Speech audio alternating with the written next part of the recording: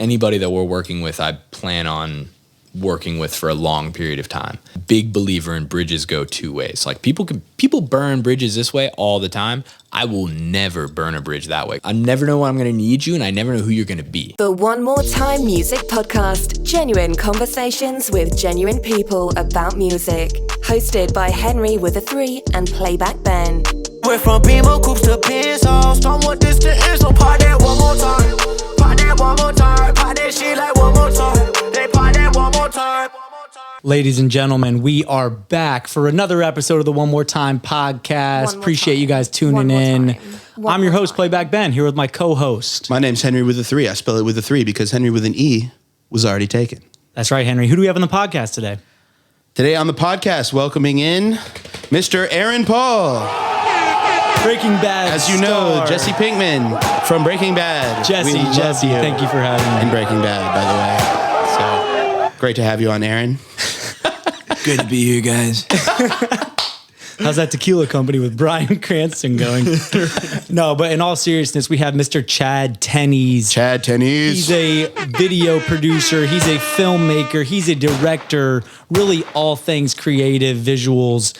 He's an extraordinaire. We appreciate you coming on the podcast today, man. Oh, thanks for having me. Thanks, Chad. Thanks, Aaron. No, so getting right in. How early would you say that you picked up a camera? 5th grade, maybe? 4th grade? 4th grade. Probably. Yeah, and then like 5th grade, like convinced my teacher to let me take half the year off and like go into the library and just like make our 5th grade movie. Whoa. And then just sat in there and edited all day. Yeah, it was kind of fun. That's awesome. What was that first camera? Do you remember? Oh my God. We asked the tough questions. Yeah, I remember the second camera, which was like the upgrade camera, was the Canon XL2. Ooh. Mini DV. Had the automatic focus off to the side. I could switch out the deluxe. lenses. It was groundbreaking at the time. Oh, it was crazy, man. I mean, Sounds like it. I was lucky to be able to have a camera, you know. Yep. So it was that and just like living in Barnes & Noble reading books, man. Was anyone in your family into film or photography at all? No. So no one really did that. My brother was a musician, but what did he play? He played bass, and I don't even know if he was like into the bass by the time I started filming, but I was always like in plays and doing the talent shows and stuff. And then one of my homies' dads would always film it, and I was like, that's kind of cool. And I was like, what would it be like to be on the other side of the camera? So shout out to your homie's dad. Yeah, it sounds right? like he was your main inspiration. Charlante's father. Wow. God, what was his name? There we go. He's the reason we're here today. Yep. And so you mentioned, about 5th grade, you were working on a project. I think it was a documentary, if you will. Do you remember making this class film? Well, there's the class film that they showed at graduation. I mean, I was just running around pointing and shooting, kind of like learning this stuff. I think like the first film I actually ever made, which was before my 5th grade class, was this thing called pole spinning. And it was like, I like it. Yeah, it was like 4th grade, and I thought it was like a funny innuendo for strippers. Yeah. Sounds like it at 30 years old. Yeah, So I mean, we had our own like I can only imagine what kids did with that. Cribs episodes in the treehouse, and then this was pole spinning with this kid named Bougie and my buddy Pete, and it was like them laying down in the grass, and they're like, man, when I'm pole spinning, I just like, lose myself. And then it was some Coldplay song as they're just like spinning around street signs and stuff. It was pretty random, but Did you license that Coldplay song to use in the video? Definitely not. But shout out Coldplay for not suing. I don't Shout think out Coldplay. I don't even think YouTube was around at that time. Like people weren't even posting shit at that point. Yeah. Coldplay, true. we'd love to have you on the podcast. We'd love to have you on. So, you go from making these kind of, films with your friends, shooting cribs videos in the tree houses, to actually at a pretty, early age, I guess relatively speaking, you were starting to shoot run and gun music videos, right? Yeah, actually like wound up into music videos through a wild path. But initially, and this is funny, it was like convinced my mom to let me drop out of school in 10th grade. And like, how'd you do that? Well, I ended up going. What was your pitch? What's the argument? Well, I ended up going back. I mean, I was in and out of like trouble as a kid, and then ended up taking like the second semester of 10th grade off and going to stay with my dad for a bit, and then came back to Atlanta and convinced these guys when I was like selling some equipment on Craigslist. I was in this like small apartment almost in the basement of the house that like felt as if you could be just someone renting the crib, even though I was like 15 at this time, like just about to turn 16, like didn't have a car or anything. And this guy was like, oh, like he stepped into like my office area and was like, oh, do you shoot? And I like showed him some of my work, and he's like seeing all my books on the wall, and he was like, oh, word, like, well, I have this feature that I'm doing with my brother. You know, we're from Tanzania, but we're shooting here in Atlanta. You know, we need a DP. Would you be interested in DPing? And I was like, oh man, of course, you know, we can definitely make that happen. And then he was like, okay, here's a contract. And I'm like reading that I gotta be 18 years old to like sign this thing. And I'm like, you know, but I'd already sold these dudes at this point. They're like, man, this guy's gonna execute our vision. And I was like, so is it cool if like my mom signs this contract? And they're like, wait a minute, how old are you? And I was like, oh, I'm like about to turn 16, man. You know, I couldn't throw out the 15 number. And yeah, so about to be I'm not 15. I'm about to be 16. Yeah. So then, man, so it was like, they were like, okay, like shit, like now we're babysitting, you know, this minor, but he carries himself such a like, liability. Like he's an older dude. So I guess it's like, it's all good. And then they were shooting out in like Lawrenceville, and I grew up in the city of Decatur. So I was like, shout out Decatur. Shout out Decatur. It was like, once we got over the not being 18 part, I was like, so I kind of need a car. And I convinced these dudes to buy me a car. No way. Yeah, dude, it was pretty great. My brother ended up scoring it. Do they not understand how things work in Tanzania? This is before Uber. You can't just have an Uber. Like I have an Uber budget. Oh yeah, there weren't taxis. There weren't other logical options besides buying him a car. They believed in him. I'm a good salesman, you know. Yeah, I'm starting to see that. I mean, you pitched your mom dropping out in 10th grade. You pitched these Tanzanians to buy you a car to shoot their video. He's a salesman at heart. Yeah, it was this like movie called Baby Powder, and it was. You can find it on YouTube, and I actually end up playing a crackhead. Yeah, we might link that in the comments below if we can. Link to Baby Powder in the comments. If you want to see Chad as a crackhead in his first feature film. Somewhere in the middle, like they're like, damn, the crackhead didn't show up, and I was like, I could be a crackhead, you know? My God. So yeah, it was like fill in crackhead. The white lips. He's a multi-hyphenate. Yeah. We shouted out crack in the last episode, so we won't do that again. But So how did you even learn? Did you have mentors getting into the scene? I didn't really even like learn the concept of mentors really like that like until later on into my career. Like I was just like someone who just loved shooting and had a good eye for it. Yeah. So like who were you running around with? Who were some of the guys you were looking up to at the time?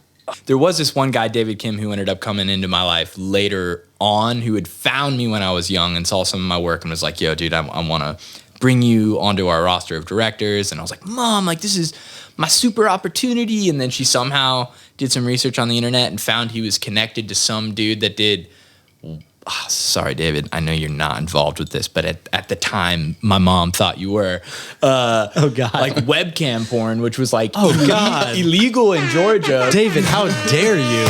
He literally had nothing to do with it, but like through some connection. And then my mom was like, yeah, you're not signing to this company. And I'm like, Mom, this is my big break. Like, you're ruining my career. You're ruining my life. You know?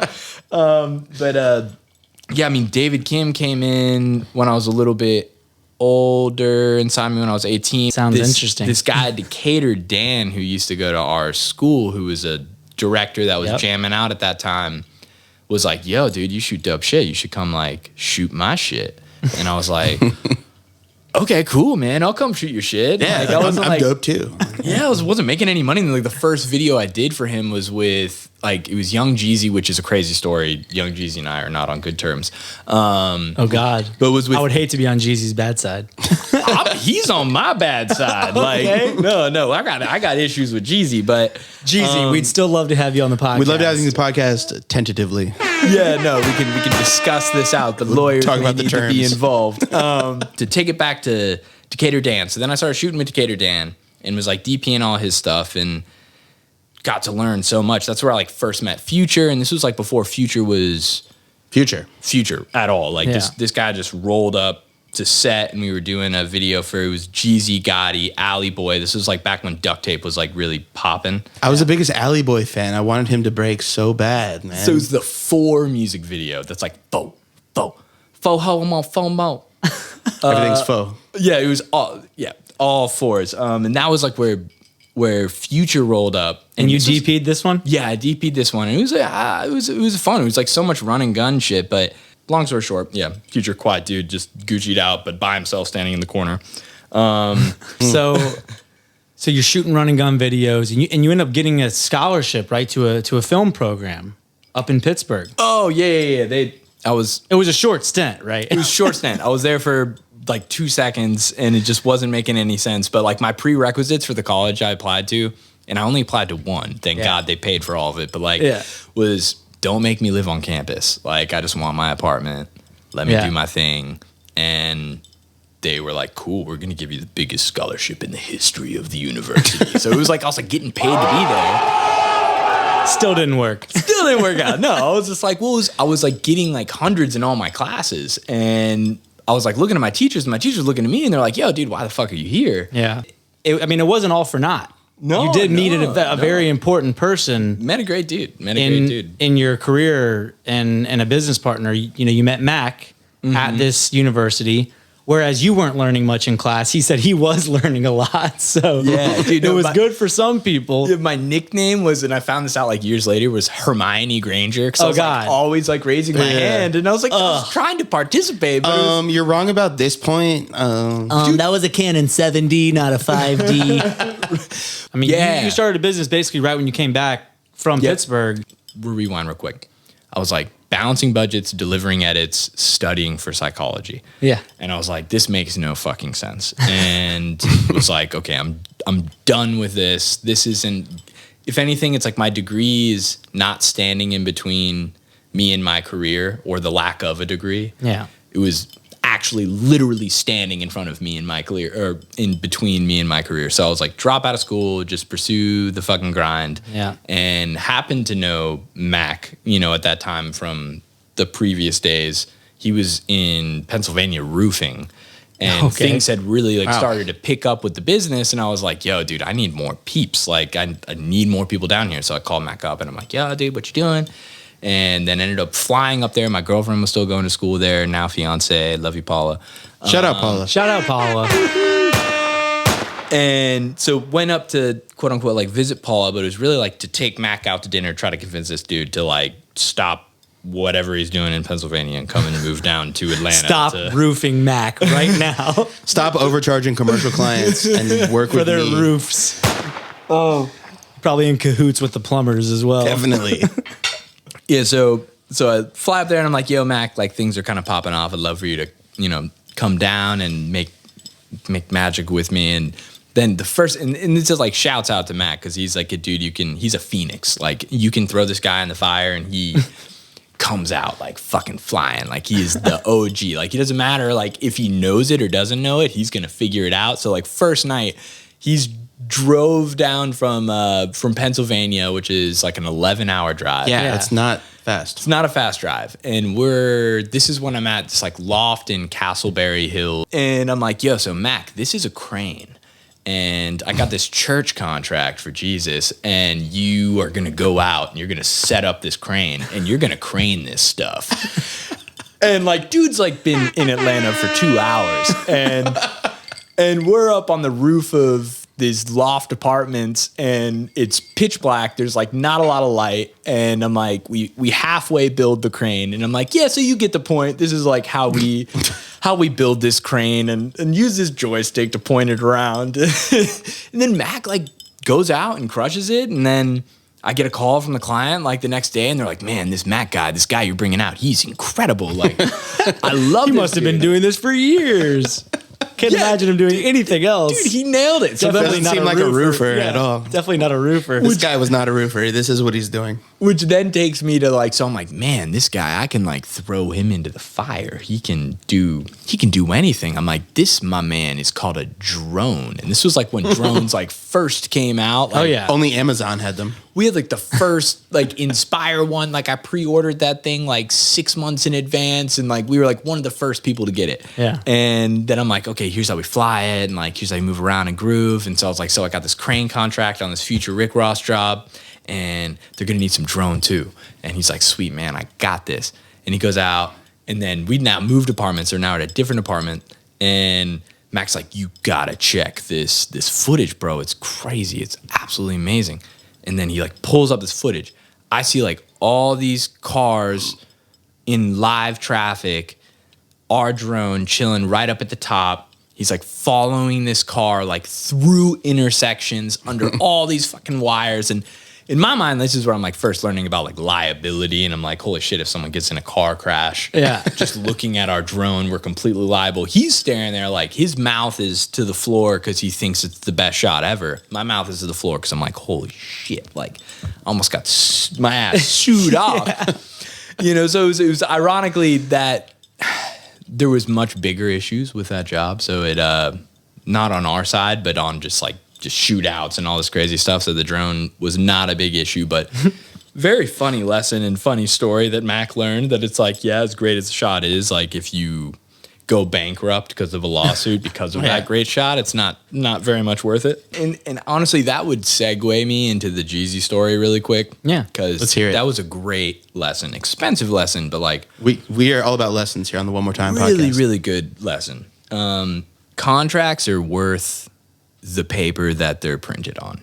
Okay, like they mean absolutely nothing other than your willingness to pursue that in a court and the money that it takes to get there. Yeah. With Jeezy, it was like, you know, we'd finally started getting some money in the bank, and it was like, okay, like my job now is like play bank for record labels. I front money for them, and because it takes so long to get through finance and legal, I'm like, doesn't worry. Like Interscope has a $200,000 line of credit with us. We'll front it until they start tapping up to the 200, and then we're like, hey, you know, start paying these bills. So that ended up becoming a line of our business, but you got to know, like, and trust who you're doing it with. And I didn't even know that was a thing. Like, Oh, that's dude. opening my eyes to like, I would have thought you would never have even stepped onto a shoot without. Being paid. Yeah. That's like what makes us special. Yeah. Have you found yourself really liking the business side of things Oh, I love business. as an entrepreneur? Okay. I love business. Like So you that's- clearly love the creativity part, but you really do 100%. consider And yourself a businessman. I'm a at that businessman, point. but I think like really successful businessman or businessmen and women, it takes a lot of creativity to be successful at that. Like you Yeah. have to approach things in a different way. Yeah. So like I think there's a lot of creative that goes into how you work your books, how you leverage cash, how you float cash, all that stuff. And it's I'm also like semi in the business of like high interest loans. Like we get to charge 15% on all the money that we're floating for them. And in a worst case scenario, it's 120 days, 180 days. Yeah. But you got to add that up in your mind to reel it back towards Jeezy. This was like we were finally in a position to be able to start floating cash. And this was at the time like our biggest contract that we had gotten for music videos. And it was like 160 grand. And he was like on tour, and they were like, yo, we want to like shoot videos in these cities. And one of the tracks was On the Couch. And now that I'm thinking about it, I'm like, I need to talk to my attorney tomorrow, make sure I'm not like, but like, so This Jeezy thing will never go away. no, it was a lesson that ended up costing me $55,000 out of pocket, but like It's expensive ass it's an lesson. expensive lesson. But so I was like, yo, like they're fucking with a real company. Like we got an office, like I got like an accounting person, you know, this and that. And I was like, oh, this is a large sum of money. The first invoice is like $127,000. Like I get, you got to like clear it through the normal channels. But they had approached us with this project so quick on that it was like we needed to get going ASAP. It was like, okay, we're in Chicago next week, and then immediately from Chicago, you're going to LA. And so we were shooting videos in Chicago, shooting videos in LA, and I'm like sitting here like between all the chaos, emailing and just like, hey man, like what's up with this invoice? And it's funny because I told my dad, I was like, yo, Dad, can we accept the $127,000 payment through a credit card? And Sounds like such a logical question in my mind, though. Well, this is, I mean, a lot of lessons here. You know, the second that a client's like, yo, I need to take notes. can we put this on a credit card? Like, I should have been like, holy fuck, get out of here. Yeah. You know, we have other shit to do. Yeah. But I was like, you know, of course, I'm just like trying to be that You're like, dude. maybe, let me ask. Let me ask like, a friend. Sure, I think. Of Yeah, course, probably. Of course we can process credit cards. But yeah, so first red flag that I should have known off the rip was they're trying to pay on a credit card. They're trying to move this fast. I haven't done a bunch of business with these people before. So that I should have never stepped into it. But in my naive, like, business is going good and I'm trying to open myself up to other clients, you know, I'm like, dude, we got it, dude. Like, we can, no problems. Like, we can front money all day. Like, that's what we do.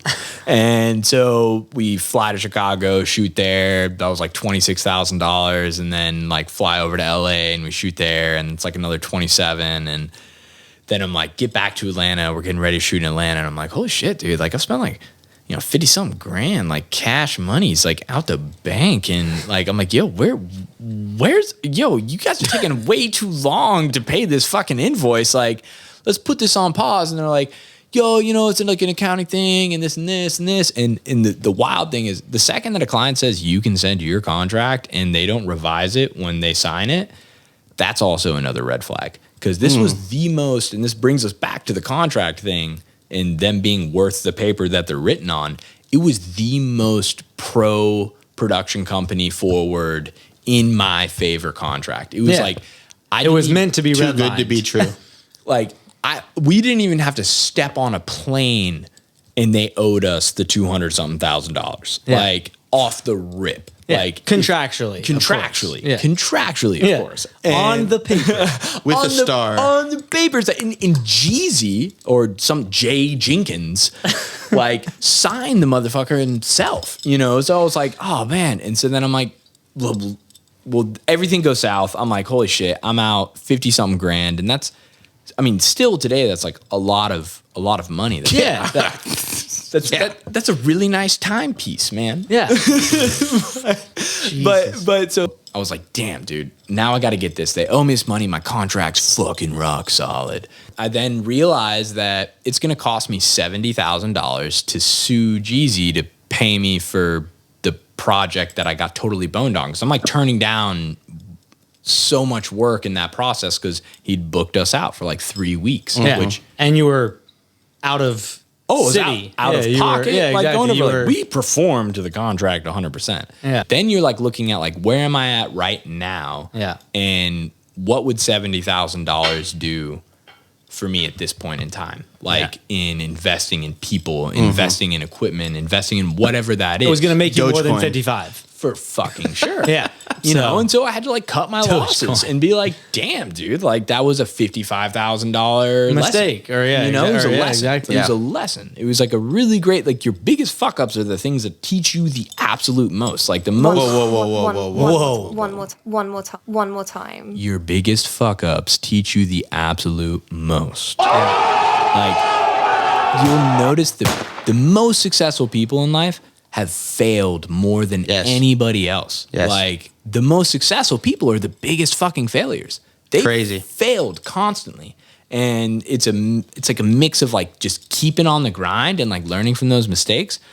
And it's like putting yourself in those positions to learn those lessons. Like, had I not learned the lesson of, hey, there's value to fronting money for clients. Like, I need to know, like, and trust somebody. Like, I have to barter for trust, which means, like, if I don't know you, you got to pay me for us to be dealing with this, or I got to know you through somebody else. Yeah. So it was interesting, expensive lesson, but, you know, nonetheless, something I wouldn't trade for the world. And it was like that 70 G's at that time was like, that's a bringing a Mac in. Yeah. You know, and then Mac turned out to be just amazing. Yeah. And he was like, dude, I really don't care what money you pay me. That's not what I'm interested in right now.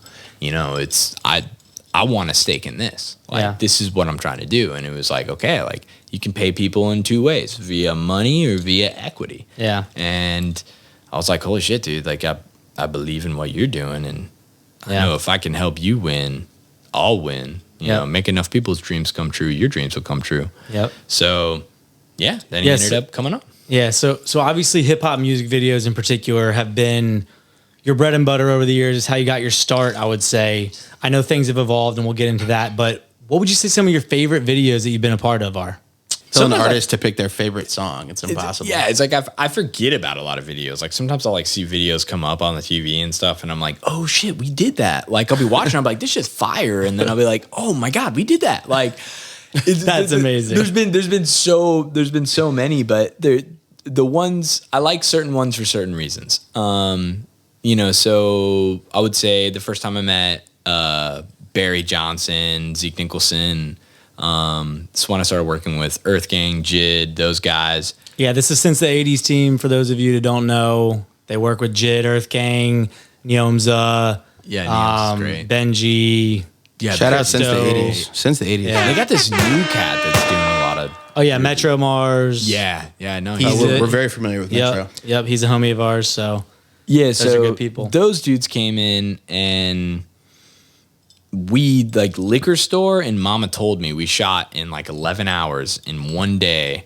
And this is like back when I used to have the camera on my back and I was like running around and we were producing, directing, editing, doing every DP and every possible thing you could do. And we were doing it. That was for both of those videos was $5,500. Yeah. Which is absurd. And they're still cool videos. Like there's like a rawness and a realness of those videos that you don't really find. And those were like really great clients. I was on a conference call with them today about JID's next single, and drop some fire. Just look out for that. It's coming. It's really, really dope. But they went. No, we're all waiting on that project. Went for a $5,000 client to doing like $500,000+ a year in business with us. They're really who introduced us to Dreamville, that like took us to J. Cole and like took us to all these different people. And there are, I would say, tell us about the Down Bad shoot. Down Bad, wild. Down Bad came in last minute as shit. It was like we had like 48 hours to like 72 hours to prep for that. And it was like that amongst 3 other videos. And it was all these projects on the Dreamville project. And it was really cool because I was like up in New York. That was the Dreamville album. Yes. Yeah, that was Revenge of the Dreamers 3, right? Yeah. So like I was flown up to New York and directed 3 of the videos up in New York with like a team of directors. And they're like, let's approach this similar to how we approach the album and make it like that's really cool. Collaborative. Which they did in Treehouse Studios all at once. They invited a bunch of artists, producers, songwriters into one studio for camp. Without even knowing, we ended up like supplying the labor for some of that documentary footage. Not even realizing it, but it was like Scott Laser called us and was like, yo, can you like give us this camera and this dude and come on, like shoot this stuff? And okay. I was like, sure, like whatever. Like I'm in the midst of some random Lifetime movie and so with Paula.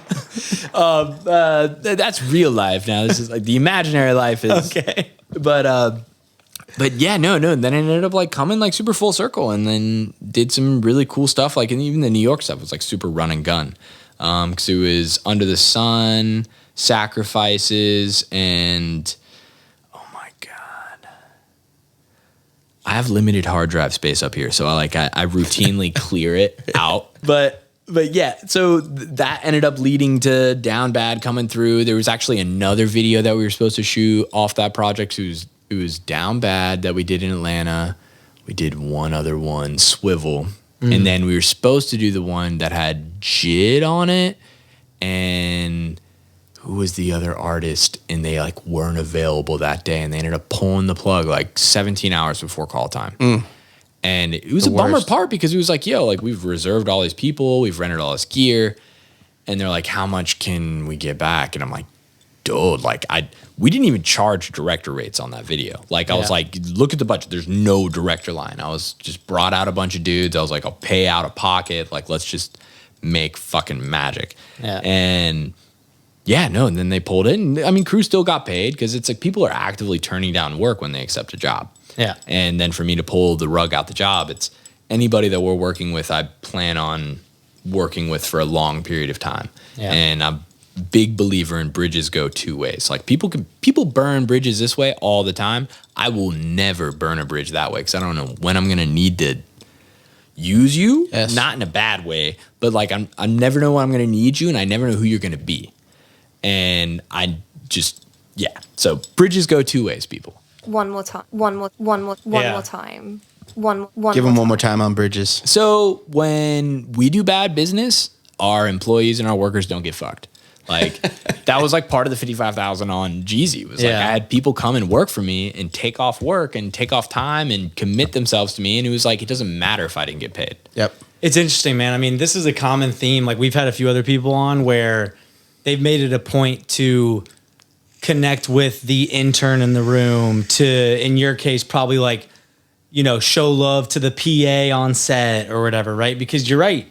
You never know who the fuck that person's going to be. If you treat them, you know, as unimportant, or if you write them off, they could be the next person that is either giving you a gig or not. You know what I mean? And especially in music, I mean, some of these interns at record labels especially become, you know, heads of A&R, they become, you know, senior VPs of digital, you know, so on and so forth. And so, I mean, we've had a couple guests on and that's been a recurring theme. So I think it speaks volumes about like why you've gotten to be, you know, where you are and just how you treat people. Yes. Because I think it goes a long way. Literally was walking in the back of the office. We have this awesome forest and a beach behind our office, and it's somehow centrally located. I love it. With someone who originally started as an intern and is now full-time salaried with benefits. We're building him up to start directing features. Like, well, I call you Paul. I know you go by Trey, but you applied as Paul Hawkins. Shout out Paul Trey. But he goes by Paul. Trey. His Resolve Media Group email was Trey at Resolve Media Group. But like literally, like I was just walking through the forest with Trey. Kiara Garcia, the chick, the cornerstone that holds it down. Yeah, I remember she was running the show at the one that I PA'd on. Yeah, dude started as an intern, you know? And there you go. And so like the two newest people that we've brought on is like full-time salaried labor where it's like, yo, it doesn't matter what we're doing. Like your salary is being paid. We cover 100% of your healthcare, 0 deductible, 0 copay, 0 coinsurance. And we match 100% of your 401k contributions. Like it is really, really important to us. That's like how you keep great people. Like great people, you have to incentivize to stay there. And how you come in is not my plan for how you never leave, because I don't want anybody to leave, but it's like not where you're going to go. How much in business would you say is gut? I feel like the gut is a relative thing. You know, like as we go through life and get more experiences, the red lights on our like switcher board grow, you know, and now there's calls that I get or emails that I get where all these red flashing lights are going off. Like to take it back to Jeezy, that red flashing light wasn't going off because it didn't exist yet. You know, so like your gut develops based off of experience. You know, so it's really an experiencing. And that's even like with a great producer. A great producer is just mitigating issues before they arise. You know, it's like, how can I take on a project and know all the crazy shit that is about to come from this project and eliminate all that risk? You know, so I think everything is a bit of like gut per se, but it's like based off of experience. Now, my mother is like the type of person that's like, I don't sign any contracts renting out the house. I just sit and have some tea and go with my gut feeling. And I'm like, no, Mom, like a background check would probably be important here. You know, so it's not like the super extreme, like just like go with your aura kind of thing, but it's also calculated gut. It's a calculated gut thing that's like constantly being tweaked and evolved, and you're learning from it, and it's just mitigating risk. You know, and the bigger the risk, sometimes the bigger the reward. You just got to be willing to lose what you're risking. Yeah, for sure. And so obviously, like I said, hip hop music videos were how you got your start. It's definitely been a staple of yours, you know, through your career, but you guys have evolved a lot at Resolve. You've started to get into other genres, right? You started to do commercial stuff. You've started, I think, dabbling in some original content as well. Talk to us about the evolution of your company, because you're an entrepreneur through and through, excuse me. What would you say the evolution has looked like?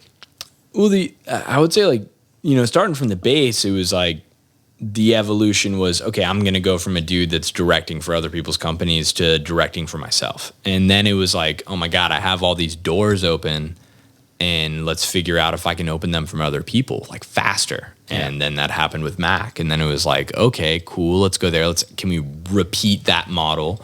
And then it was like, okay, where does this branch off to? You know, it's like we have this really cool Madden project coming up. And this is one of those things I don't know if I'm allowed to talk about, but like so many certain doors will open up a lot of other doors. And I think from there it was, okay, now let's start representing directors. And then I was like, damn, dude, I'm going to be limited by the director talent. Then I was like, no, like a production company is a house. A director is a piece of furniture, you know, and you can style a house so many different types of ways. And when you're talking to these labels and when you're dealing with people, like I learned the IBM business model, which was like, they had this saying, there was like, no one ever got fired for hiring IBM. And so many people are competing to be the best choice at an extent that makes them unsafe. It's like, be the safe choice. What have you liked about entrepreneurship, and what has been kind of a, something you've not liked very much about being your own boss and running your own business? I mean, there is like the buck stops at you, you know. Is that something you like or don't like? Yeah, which it's just the reality of it, you know. Like people think like being an entrepreneur, they're like, oh my god, you decide your own schedule and all this shit. I'm like, nah, dude, you work all the time. Yeah, you know, and it's whether like you can either like be building your dreams or be building someone else's dreams, you know, and it's different for everybody. Sometimes like their dreams to be built has to take place within someone else's bigger vision, but then there's other cases where it's like, nah, dude, like you'll be miserable doing this for somebody else. So I would say in entrepreneurship, I'm the type of dude that, and I learned this, everyone should take a Myers-Briggs personality test. Okay. I'm an ENTP and I've taken it so many times in so many different states of minds. I always get ENTP. And I learned that like, I'm the type of dude, you hit me with A, I'm going to hit you with B. You hit me with B, I'm going to hit you with A. I just enjoy mental sparring. I enjoy looking at things differently.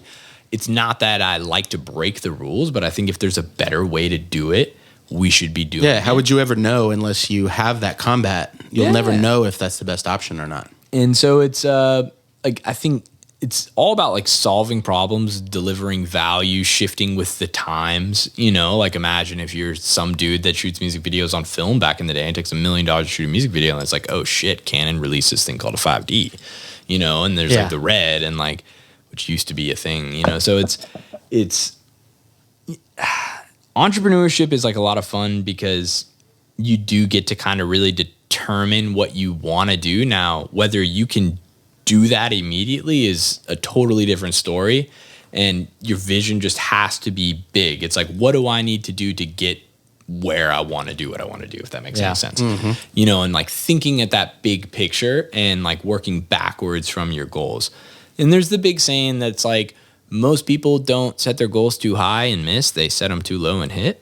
Yep. You know, and it's just like thinking really big, fucking up, because that's where you learn the most. Yep. You know, like if you're just constantly winning, you're never going to learn lessons.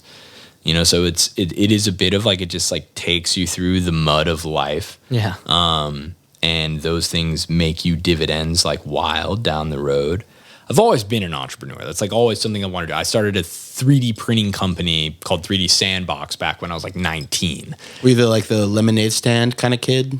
I was trading baseball cards. I sold a lot of pot back in the day, but like that was like there was a clear demand, and I was good. You know, my janitor was one of the best clients in middle school. You know, but it was I don't know. I think there's like when there's a clear way to do things, like, you know, and there's a way to manage people like me. It's like take crazy problems and don't try to micromanage this dude. Just like make sure he's solving different weird problems that we don't know how to solve, and just make sure he's not doing the same thing over and over again. Yeah.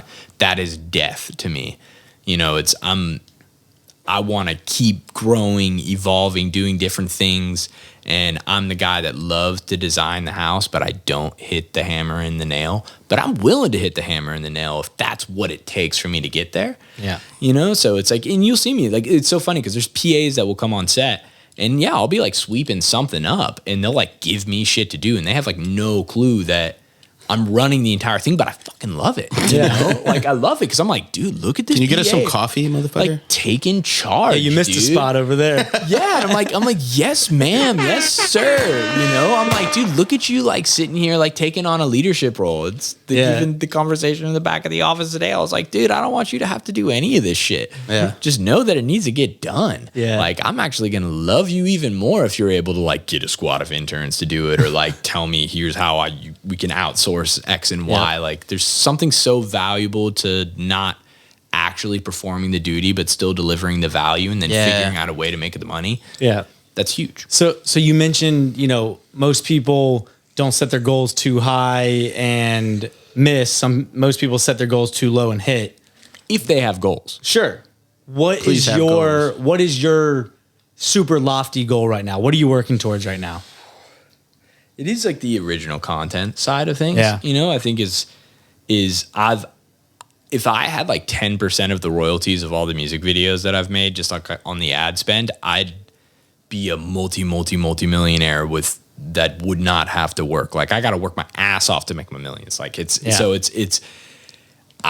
I would love to own the stuff that I'm making, and it doesn't just, it's like, I'm like, yo, we're creating the song to your lyrics, you know, but visually, and producers get, it's weird, 100% of the 200%. I don't even understand how this 200% pie works, but we won't get into publishing royalties. Look, man, we deserve it. We did the music. We need that. No, you guys do. I'm not knocking that at all. He's saying, how does it not apply to his version of? For sure. Especially in today's visual age, you are giving breath. Oh, to All Gold Everything. What's that dude's name? Trinidad. Oh my Shout out God. Trinidad. That's my guy, Trinidad. So we filmed an episode, you know, prior to, and we just talked about Henry's experience hearing the ad libs of Trinidad James recorded All Gold Everything. That whole project, including All Gold Everything, at the house that I lived in, where I learned how to do this. You know the music video where he was at this like club and there's boxing and stuff there? It was like the second one that came out after. That yours? Oh, was it at MJQ? Or one of you remember? He doesn't even remember the videos he shot. Yeah, right. Yeah, like we're thousands in at this point, but yeah, you did a Trinidad video. Yeah. Back in the day, it was right after All Good Everything. Motion Family, great dudes. Yeah. Okay, so they did that. That project was out for months, you know, and it wasn't until that video came out that shit really, really popped. And it was like people seeing this dude do something that no one else was willing to do. He's like sitting here and just like looking. Sorry, dude, but like ridiculous, but it's something that you remember. And he's like carrying this little puppy and it's just like, what? And the thing is, like, I'm like, this has been on the internet. This mixtape's been out forever, and it needed a visual to go there. And I genuinely still believe that Motion Family deserves at least like 10% of all the money that dude's ever made, because it wouldn't have happened without them doing it. But so moving more into the original content side of things, and then developing and growing talent. Like, that's the most important thing. It's like, yo, dude, I've done all of this work to get here, and I know what got me here ain't gonna get me there. Great book, by the way. But it's also a thing where it's like, okay, let me extend this out to all these other people. And then you have like an army of incredible people that are really passionate about what they're trying to do. They've gotten there faster than it would have taken them any other way. And you can do so much beyond that point. So yeah, you know how I know you're a true entrepreneur, man, is like that piece of it. Caring about growing talent and stuff. That's not shit just like the average creative says or whatever. Like, that's a businessman speaking, you know what I mean? So that's like, that's really respectful. I feel like, you know what I mean? And to anyone trying to do it out there, you will not be the person that takes you through the finish line. There's no extremely successful companies with one person. No, it doesn't exist. Zero. It doesn't exist. Everybody that works with you. Of course, you can have a nice little sole proprietorship. Don't get me wrong. You can build a nice little thing for yourself. But if you're setting goals up here, you need more people. It's a team. It's a team effort for sure. Which it's interesting because that takes me a bit back to like when I first realized I needed to start Resolve. And I could see the ceiling. Like, and it was like I was making good money. It was like at that time I was like ghost directing for a lot of dudes and ghost directing. Yeah, it's a new one. Shit, never even knew that. Oh yeah, that's all about creating supply and demand, or creating demand when there's supply. But you know, I was like, I want to ride my motorcycles, live in dope lofts, and buy lots of clothes and just have fun. You know, and I didn't want the responsibility. But then I was like, okay, like, dude, I'm like staring at the ceiling. Like, how far can I go with this as one dude? And I know exactly where I was standing in my loft at this point in time when I realized, like, shit. And it was like in the middle of a crazy edit and a budget and a psychology exam. And I'm like sitting there and I'm just like, dude, doing this by myself, I can only go so far. You know, there's only so much money I can make solo dolo. Yep. And it's not even about the money at a certain point. Like once you got everything you want, like it's no longer about the fucking money. It's about like, does this give me life? Am I excited when I wake up in the morning? Is it hard to go to bed at night because I'm so stoked for what I'm doing? Yes. Which is something we're always fighting for. And then there's an ebb and flow to life there. You know, it's and there's gonna be times where it sucks and you're like, what the fuck am I doing? And then there's times where you're like, yes, like it was all worth it. Yeah. But it's that's a good one for me. Yeah. Especially. Yep. So I think that brings us to a final segment of the One More Time podcast, curated by my guy Henry with a 3. Let's get into it, Henry. Everybody's favorite segment of the One More Time podcast. It's called the Rapid Fire Rampage, Mr. Chad Tennies. Okay. And how does this work? So it's a 3-part rampage. Buckle up, Chad. Yeah, get ready. Buckle up. It's about to be a rampage. So it's a 3-part rampage, right? Okay. First part, I'm just going to give you some short answer questions. Just give me an answer. Second part's going to be a this or that. I'm going to give you 2 options. Just pick one. Third part is going to be a word association. I'm going to give you 1 word. You give me 1 word back. And I'll explain them again as we go. Okay. So that was a lot to digest. Because there's not enough hard drive space up here. Remember? Yeah. We're working on the short term. One part at a time, Henry. Yeah. So here we go. Rapid Fire Rampage. Chad Tennies. Part 1. Short answer questions. Here we go. Give us 1 project, mixtape, EP, or album in your top 5 of all time. Oh, man. Well, the funny thing is I don't listen to any. The only music I listen to is when it shows up in the email. Like, that's crazy. I'm an old head, dude. Like, so I don't. Well, give us an old album. Give us something. What's on repeat? Bitches Brew, Miles Davis. Miles Davis. Shout out. I did hear you were a jazz guy. So. I am a jazz guy. That's great. That's great. No, it's just the Sam Cooke and man, it just goes forever. Give us your favorite hobby to get away from music and directing. Watches. Nice. Love watches. What are you rocking right now? This is the first watch on the moon, the Omega Speedmaster. Now, what makes this one special is it is called the Sapphire Sandwich. Ooh. Where they have sounds delectable. Sapphire on the back end of it. Manual wind watch. Really important. Well, go ahead and show it off a little horology. Yeah, okay. we'll get a close up if you show it. Like Oh, bam. Look at that, dude. No, it's a great watch. You know, it's not an automatic movement because here's the funny thing. There's no gravity in space, so the movement of your wrist won't charge your watch. But Moon actually, watch. my fiance got this for me, which shout is out like to her. really, dude. Shout out, Paula. Love you. Shout out, Paula. Yeah, so I'm rocking there you go. Omega Speedmaster. There you go. Okay, moving on. Joe Biden exiles you from America tomorrow. Where do you go to live? Denmark, Sweden. Some of the happiest countries. The Nordics. Yeah. They take care of their people, man. Give us your dream artist to shoot a video for. There are bucket list items. Then there's just like people that I just really, really dig. You know, like back in the day, there was like, dude, I'd love to work with Tom York, Radiohead. Like that would be really, really badass. He's on the bucket list. You know, it's funny. Wayne's come through the email so many times. He's on the bucket list, but this dude's rider is so crazy. He needs a skate park within like X amount of meters of set. And the first time I came into the zone with Wayne was a $15,000 music video. The artist rider was like $75,000 and he was like a feature dude. You know, long story short, that the video did not happen, but I do remember the PowerPoint presentation for this dude's rider. But Wayne, we'd love to have you on the podcast. We'd love to have you on the podcast, Wayne. And we will provide you the skate park within X amount of meters. We'll move the podcast wherever you need, man. We'll do it in the middle of the fucking bowl or the vert. So whatever you need. Yep. Okay. Give us one tip for artists approaching you that you would give them that would help convince you to shoot a video for them. Besides money. Well, that would be my first thing. I'd be like, dude, we're the wrong people to like hit up. You know, it's literally like find me 8 years ago. Like you need to be finding those guys that are Early. like needing the portfolio. Yes. That bad, and they're willing to grind out, or they're Build living at with their them. parents' house and like build with them. Love that. Chad, give us one of the dumbest things you ever did. You can pick one. I've done some really dumb shit. Haven't we all? Trapping to your janitor sounded pretty dumb. No, No, that made a lot of sense, man. Yeah, I was like, see, dude, I that's see what a you smart every idea. day. Like, you know, like this is perfect. The dumbest shit I've ever done. just one of the dumbest. We just want a glimpse. We don't have time for all of the dumb things, Chad. Oh man, I've done so much dumb shit. I try to find silver linings in all the stupid shit that I do, so that it's now of value. But I learned you could learn a lesson from a dumb thing. That doesn't mean it's not dumb. yeah, no, that's true. I've crashed a few cars. Okay. Okay, course. let's flip it around. Give us one of the best decisions you ever made. Besides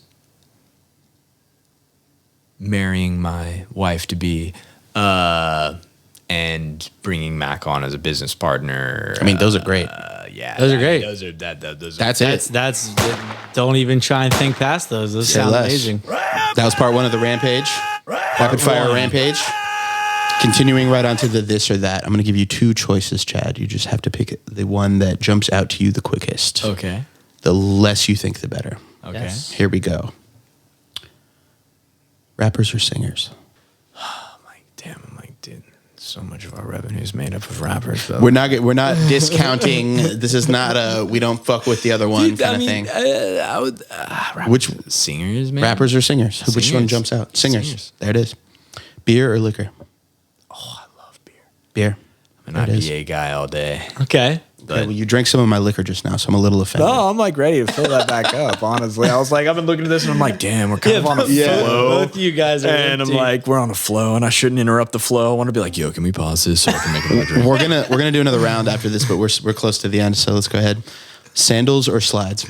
Thongs are interesting for the toes. It's not comfortable. Well, and it's like the good ones you got to wear in, and they'll like Yeah. give you blisters and stuff. I'm a slide guy. We're on the same page. House party or the club? Oh, house party all day, All day. dude. I'm like so anti-club. I'm like, Same. I think that's man. 100% of the guests so far. Is how, Yeah, that's an dude. interesting No one one. likes the club. when I go to the restaurant, I want Or it at to least- be empty. Yeah. Like when I go to the pool, empty. Like I'm around people all day, so like I don't. Good my on people. Job Yeah. is to put large groups of people in small areas, which was shitty for COVID, but we still won. Yeah. Okay, give us lake house or mountain cabin. I've had some great times in the mountains, but I'd say go lake house, pending you don't rent this really awesome cabin that we rented this one time. If it was even stakes, we'd go lake house. Cool. Yeah, Perfect. because like all this stuff could be out of lake house too. Perfect. You know? Okay. He's got fond memories from this mountain cabin, though. Yeah, Dude, clearly. indoor pool, indoor movie theater. It was pretty fucking dope. Holy shit. Send me the link to that. I think I know the answer to this next one, but I'm just based on our conversation so far, but I'm going to ask it anyway. Tattoos or jewelry? Jewelry. Like, Indeed. I haven't run into a piece of art that I love so much that I not remember it, but need it permanently on my body. It's a weird way to be anti-tattoos, but it makes It's not perfect anti, sense. but it's just a good point. I'm not like It's a good point. anti-tattoo, but I'm like, yo, dude, like Yeah. Forever? forever, man. I don't know. Forever? Like, Okay. Here we go. Moving on. Sandwiches or burgers? Interesting comparison. I was like, are they different? Take it as you will. This is not an analysis. like- This is pick one off the top of your head. well, it's like I kind of feel like a sandwich But- because is a burger not a sandwich? That's what it's like a square versus rectangle thing. We're asked the tough questions here on the One More Time podcast. Yeah, I would say sandwich because a burger is a type of sandwich. There we go. Great And answer. I can have both, dude. Black, not white. It's great. Sir. Great answer. Boxers or briefs? I'm a brief dude, even though boxers apparently, or I'm sorry, I'm a brief guy, even though they're not good for us men, apparently. Oh, They Yeah, hug. like, They hug the. our balls are outside of our body for a very specific reason, because Yeah. the temperature regulation. Interesting. We're two briefs in a row now since I introduced that one to the this or that. Yeah, dude, briefs all day, and they make really nice briefs, man. TV shows or movies? TV, dude. TV. just series. It's a really long movies, and like you can get into it. Now it's like you're not waiting till Wednesday. Yeah. You know, for that shit to come out, you can like, binge it all. Yeah. Cats or dogs? Dogs, for sure. Now I have a cat, Khaleesi, love you, but you're a cat. Khaleesi. Dude, you're a cat. Like, you know, it's like pet me once, I love you. Pet me twice, I fucking kill you. You know, I always say this. I'm like, dude, this is Khaleesi's house. I just live in it. That's funny. There's a big difference between dogs and cats. Directing or producing? Producing. Boom. Part 2 of the Rapid Fire Rampage. It was a good one, but we're now moving on to part 3. I do have to caveat, because when you're producing, you still get the say in all those areas. Right. You know, and it's like now my job is just to bring in somebody who's better at it. And if I feel like they're making a bad decision, you still have the power to trump it. Love that. Love that. Here we go. Rapid Fire Rampage, part 3, word association. I'm going to give you one word. You give me one word back. Okay. Top of your head. Rapid Fire Rampage. Chad Tennies, part 3. Here we go. Your first word is time. Sublime. Pandemic.